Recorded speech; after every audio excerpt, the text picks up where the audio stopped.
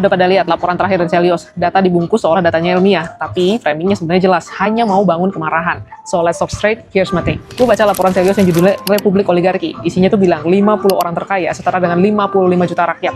Dramatis banget ya, tapi cara bandinginnya problematik. Mereka pakai data median kekayaan rakyat dibandingkan dengan data total kekayaan daripada yang super kaya. Sayangnya ini perbandingan nggak apple to apple. Ini dipilih sengaja buat ngejarin shock value, bukan jelasin realitas ekonomi secara utuh. Yang gue pahami, ekonomi itu bukan kue statis yang tinggal dibagi. Kekayaan itu adalah hasil akumulasi aset, investasi, resiko bisnis, bukan duit nganggur yang bisa langsung dibagi rata gitu aja. Terus, itu juga dibandingin sama APBN, PDRB daerah.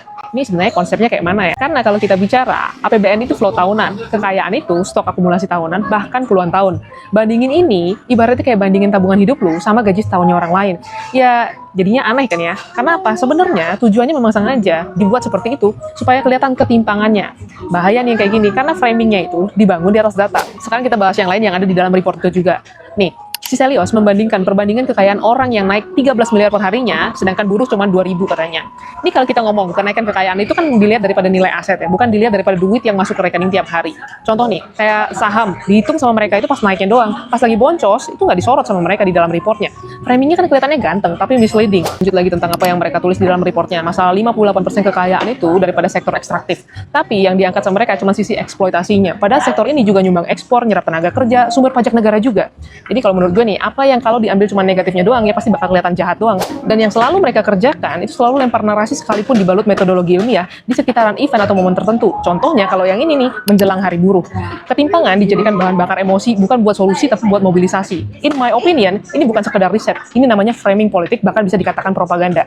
Jadi ini sebenarnya cuma mau jadi kompor meleduk doang gitu. Gua nggak bakal denial, ketimpangan itu emang terjadi, emang real. Tapi cara bahasnya juga nggak boleh cherry pick, harus jujur.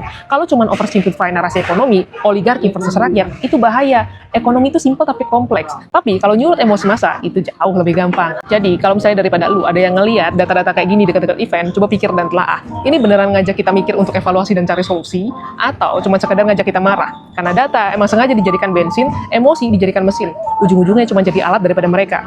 May Day adalah dasarnya sebuah selebrasi yang penuh akar perjuangan, bukan sekadar momentum.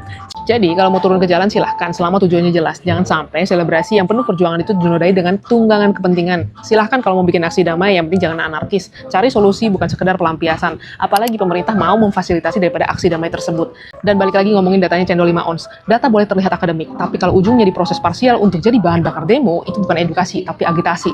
So the rest, just for yourself, don't get lost in the noise.